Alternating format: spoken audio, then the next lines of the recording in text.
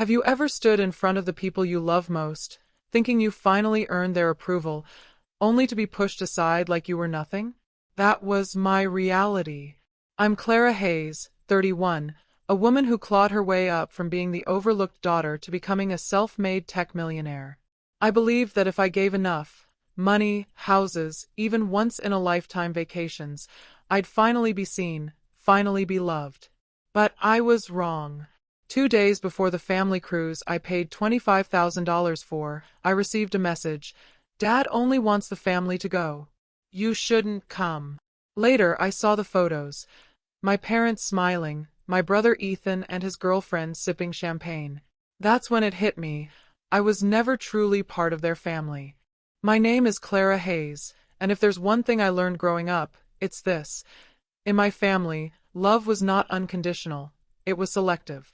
From as early as I can remember, the spotlight never touched me. It belonged to my brother, Ethan. If he coughed, Mom rushed to fetch tea with honey. If he got a B on a test, Dad would say, "That's okay, son, you'll do better next time." But if I got the same grade, silence. Or worse, a sigh of disappointment, as if I had let the whole house down.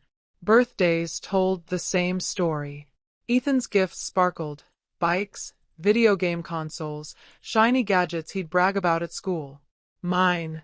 Practical things. Socks, a stack of notebooks, sometimes just a $20 bill slipped into a card with barely a signature.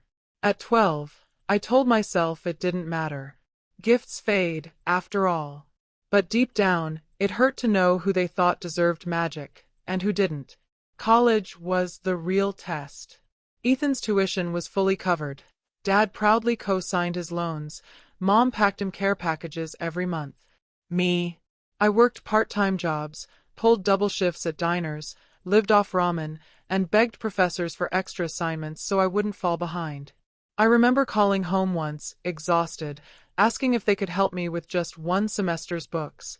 Mom's reply was soft, almost apologetic. "Sweetheart, we just can't right now. Ethan needs new tires for his car, and that's expensive." It was always Ethan. His needs first, his dreams first, his comfort first. And me. I was the background character, the dependable one, the quiet one, the one who would be fine. But I refused to let that be my story. If I wasn't going to be the chosen one, then I'd make myself undeniable. I studied harder than anyone else in my class. I taught myself to code at night, building small apps no one noticed, until one of them took off. By 25, I had founded a software startup. By 28, I was signing deals with Silicon Valley investors. At 30, I sold a large stake of my company and became a millionaire. Me, the forgotten daughter. I thought, finally, this would be enough. Finally, they would look at me with pride the way they looked at Ethan. Maybe now, my success would earn me love. So when I heard my parents were struggling, Dad's retirement savings drained, Mom worried about bills, I didn't hesitate.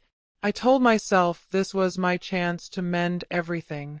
To prove I wasn't just a safety net, but a daughter who cared.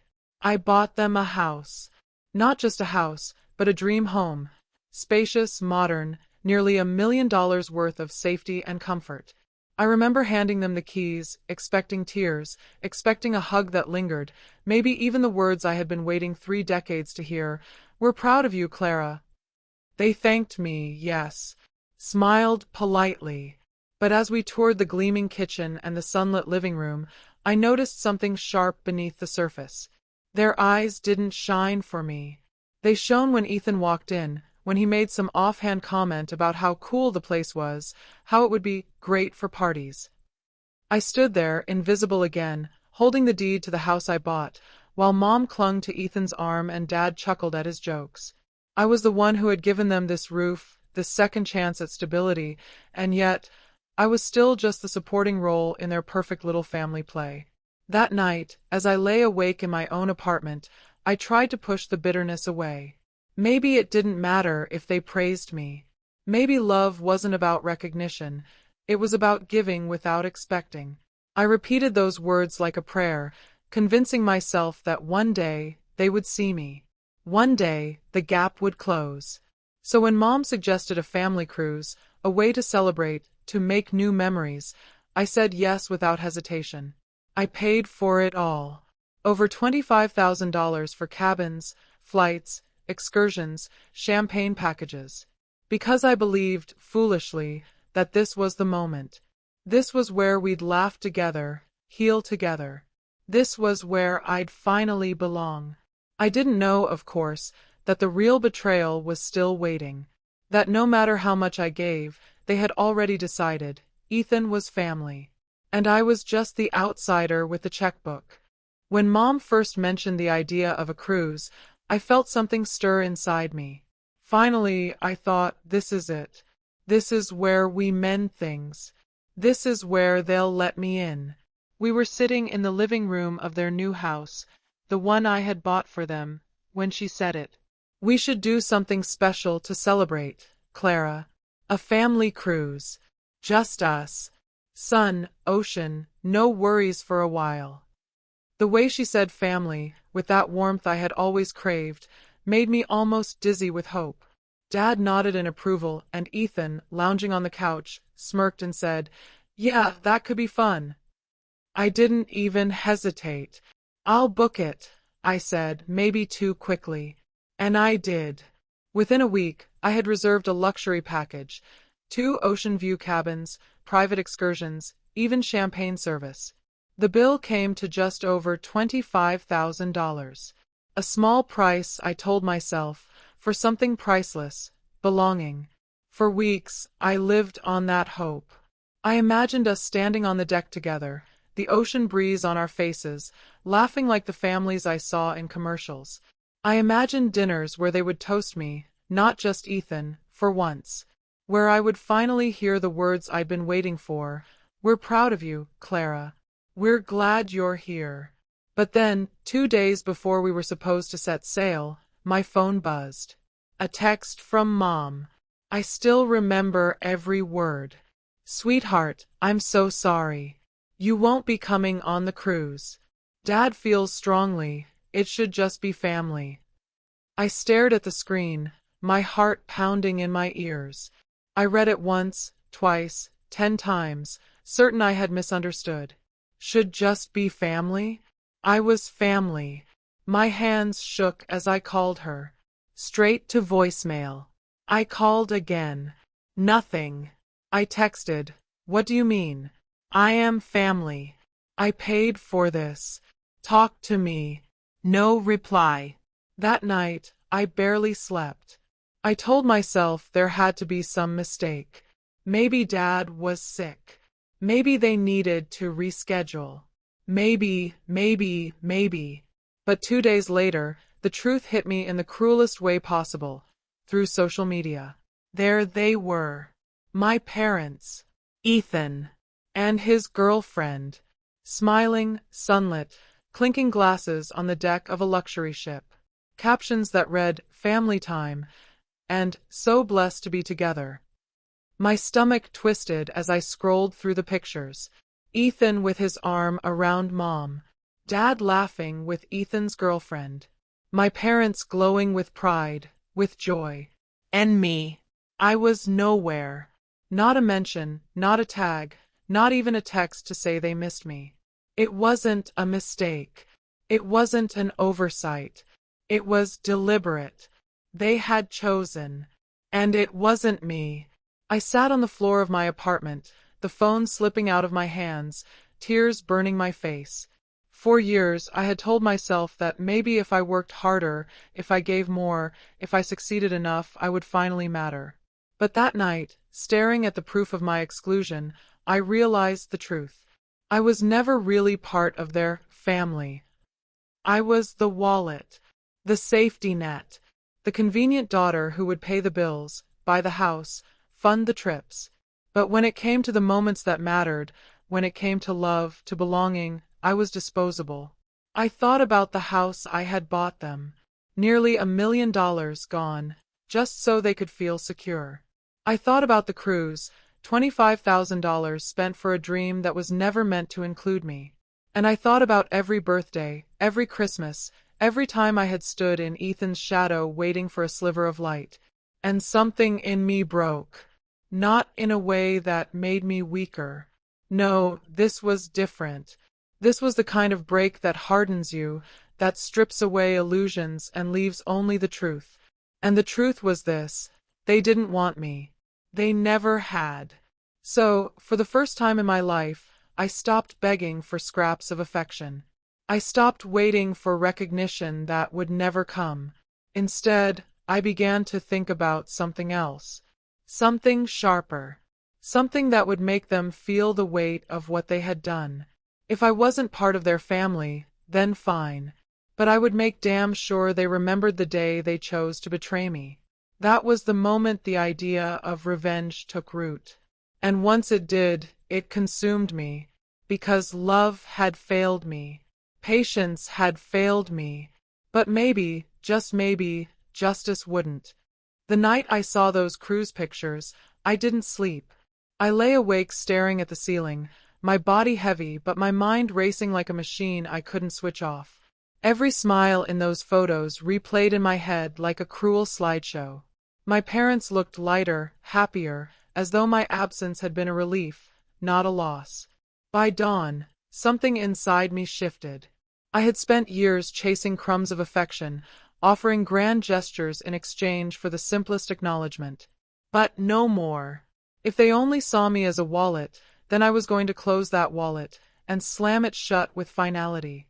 The first step was the house. That pristine, nearly $1 million suburban palace they lived in wasn't theirs. It was mine.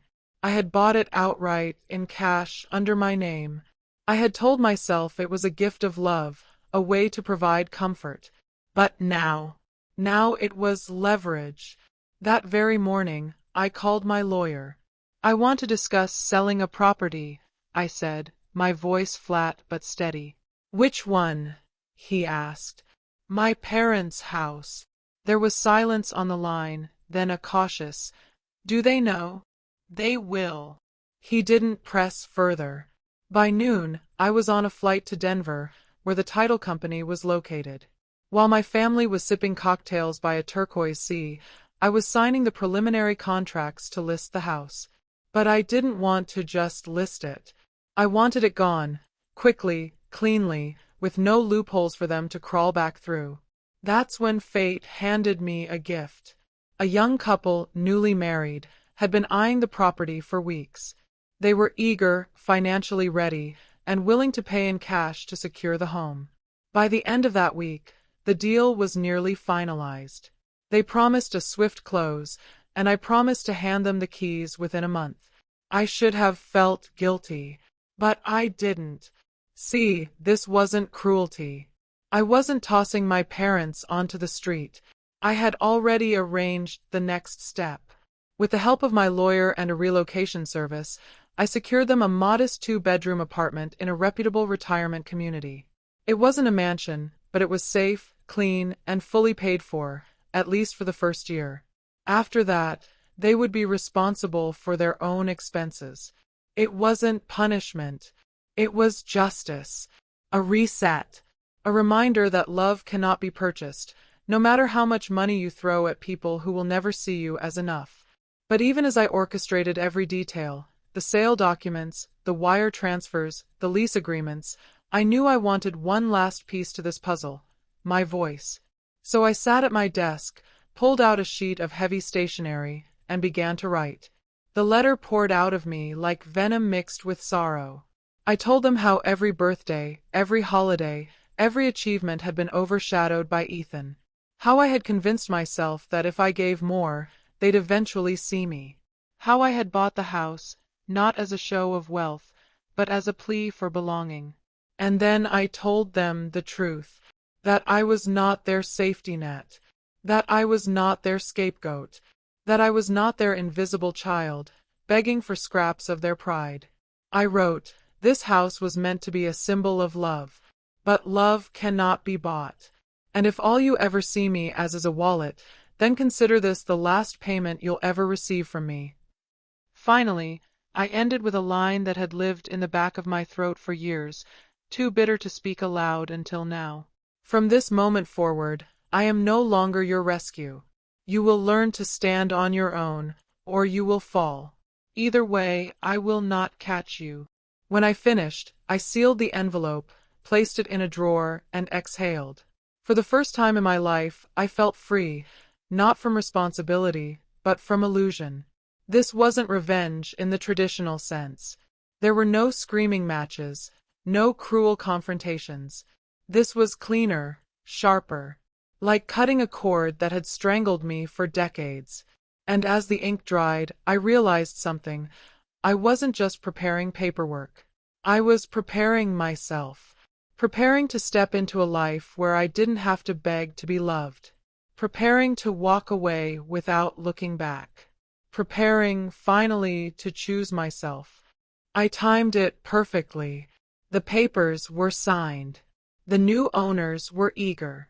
The moving company had packed every piece of furniture, every framed photo, every keepsake, and stacked them neatly in labeled boxes in the garage.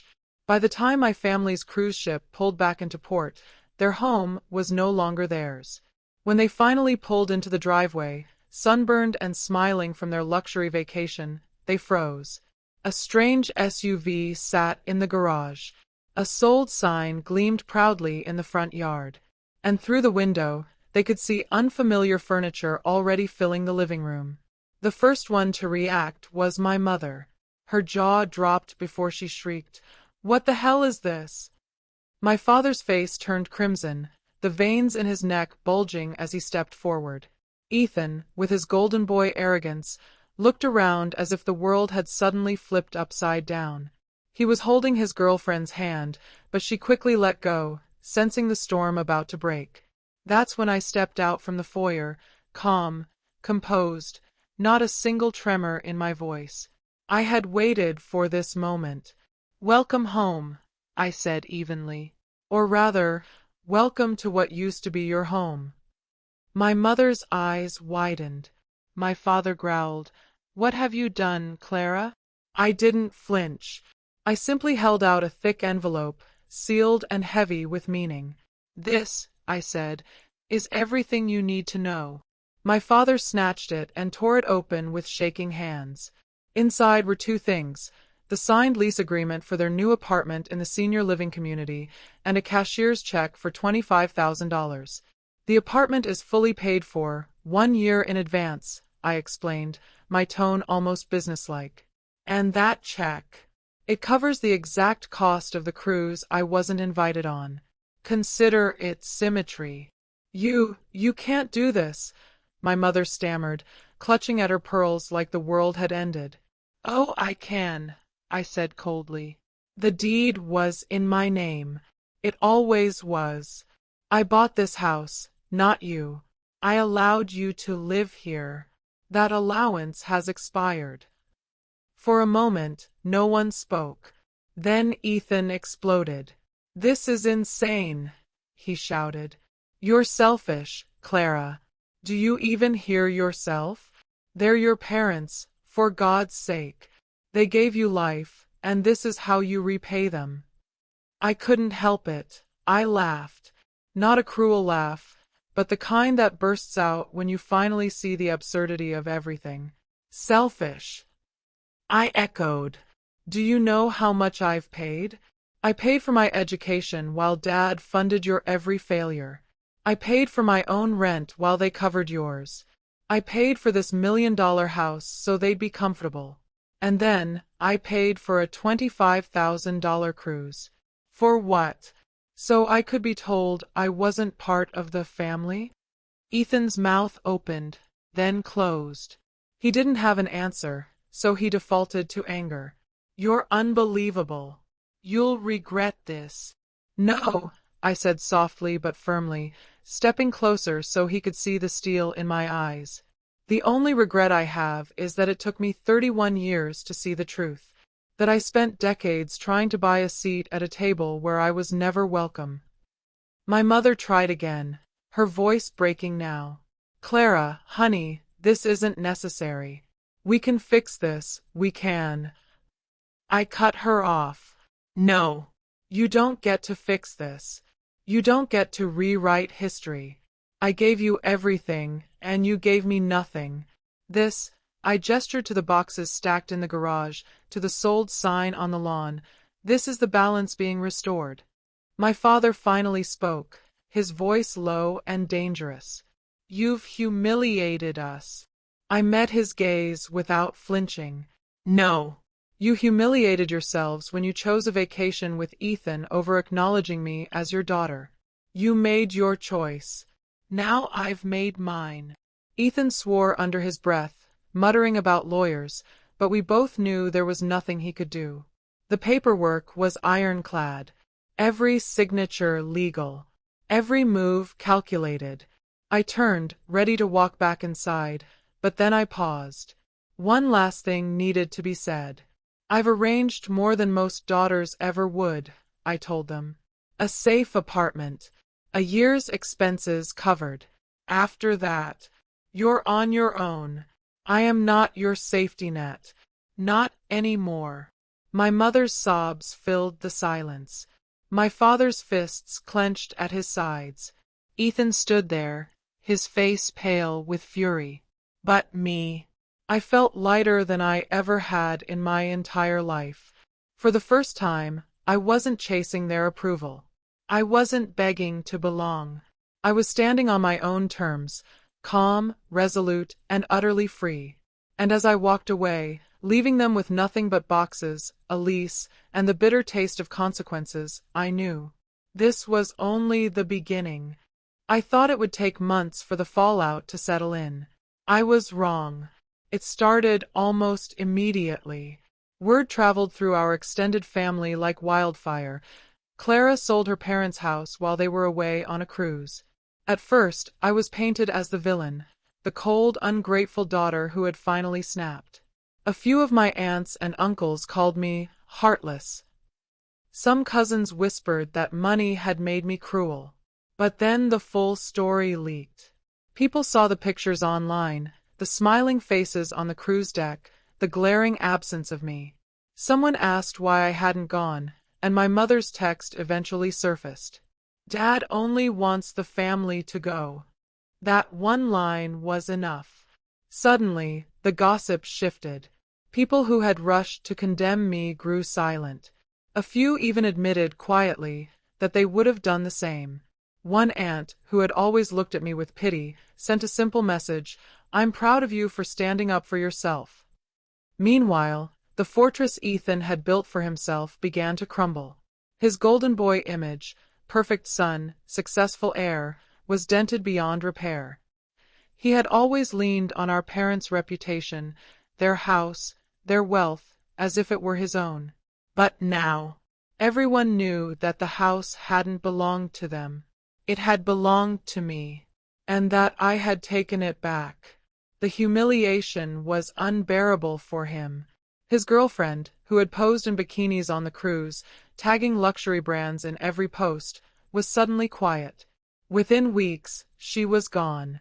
She left him with a single line that I later heard through the grapevine: "I didn't sign up to babysit a man living in a retirement apartment with his parents." Ouch! As for my parents, the adjustment was brutal. From a sprawling $1 million home in the suburbs to a cramped two-bedroom in a senior living community. My father hated it most of all. He had thrived on appearances, the car in the driveway, the parties, the neighbors who nodded with respect. Now, he avoided people, walking with his head down, bitter at the loss of his kingdom.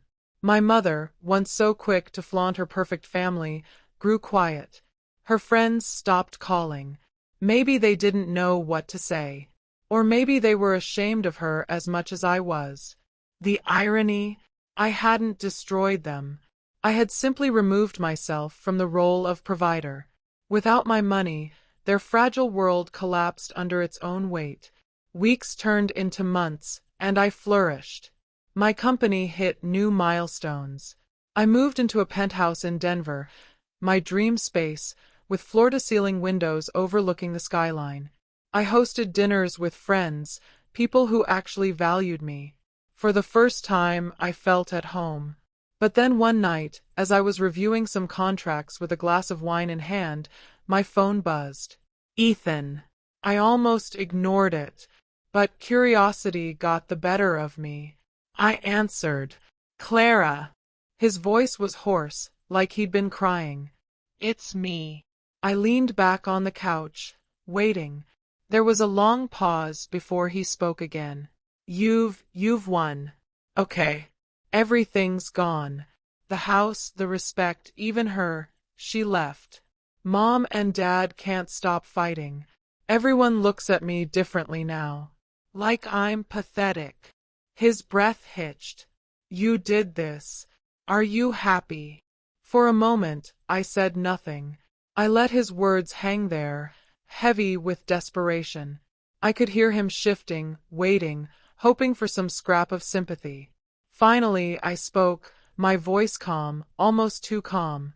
No, Ethan, I said. I didn't win.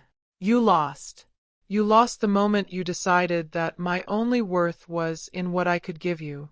You lost the moment you stood by while I was cut out of that cruise, while I was cut out of this family. I didn't destroy you. You destroyed yourself. There was silence on the other end, except for a faint sniffle. You don't understand, he whispered, his bravado gone. I'm drowning here. I closed my eyes, remembering every birthday I'd been ignored, every time I'd been told Ethan first, every sacrifice I'd made that went unseen. And I knew this was the moment I'd been waiting for. I let out a long breath and delivered the final cut. Now you know what it feels like, I said softly. To stand on your own. The line went dead. I set the phone down, my chest rising and falling, a strange mix of sorrow and relief washing over me. Did it hurt to hear my own brother broken like that? Yes. But was it justice? Absolutely. Because for once, the weight wasn't on my shoulders. For once, they were carrying the consequences of their choices. And for the first time in my life, I felt free. 1 year later, my life looks nothing like it used to. I wake up every morning in my Seattle penthouse, sunlight spilling through the glass walls that overlook Puget Sound. The city hums below, alive and restless, and for the first time, I don't feel like an outsider peering through the window. I belong here. My days are filled with more than just business. Yes, my company is thriving. We closed a record year and expanded into markets I once only dreamed of. But my proudest achievements aren't the numbers. They're the faces of the young women I mentor, women who remind me of myself at 21, working nights to pay tuition, believing no one was coming to save me. Now I sit across from them in boardrooms or coffee shops, telling them the truth no one told me. Your worth isn't measured by the approval of others. You don't need permission to succeed. And you certainly don't need to bleed yourself dry for love that isn't real. I invest in their ideas, give them the seed capital and guidance I wish someone had given me. Watching them grow is healing in ways I didn't expect. It's proof that my pain wasn't wasted. It became fuel for something greater. And as for family, the truth is, I don't miss them. My circle now is small but strong. Friends who feel more like siblings than Ethan ever did. Colleagues who respect me not because of my money, but because of the way I show up. On my birthday, they filled my apartment with laughter, champagne, and the kind of genuine love that no check could buy. The absence of my blood relatives was noticeable at first. That first holiday season, I found myself staring at my phone, half expecting a call that never came. Old habits die hard. But then I looked around the table at the people who were there, friends, mentors, neighbors, and I realized I wasn't missing anything at all. Only once did the past resurface. A letter arrived in the spring, the handwriting unmistakable, my mother's. I opened it slowly, bracing myself for venom. But it wasn't that. It was softer, almost shaky. She admitted things I never thought she would put to paper, that she had failed me as a mother, that her obsession with Ethan had blinded her to the daughter right in front of her. She wrote that she was sorry for the cruise, sorry for every time she had chosen silence over protection, indifference over love. And for a moment, my throat tightened. For a moment, the little girl in me wanted to believe it was enough. But as I set the letter down, I knew. Apologies don't erase years of absence. Regret doesn't rebuild trust. And forgiveness doesn't always mean reconciliation. So I folded the letter neatly, placed it in a drawer, and walked away from it, just as I've walked away from them. Not with hatred, not with anger, but with a quiet acceptance that some wounds never close, and that's okay. I no longer need their validation. I no longer chase what was never there. Because the truth is, revenge didn't just free me from them. It freed me from the lie that I had to earn my place in their world. Today, I live by a different truth. The family you build is stronger than the family you're born into. When I think back to the moment I sold that house, when I left them with nothing but their own choices to carry, I don't feel guilt. I feel clarity. I didn't burn the bridge. I simply stopped holding it up on my own. And now, 1 year later, as I stand at my window, watching the city lights sparkle against the water, I can finally say the words I wish I'd known all along. I am not their safety net. I am not their scapegoat. I am Clara Hayes.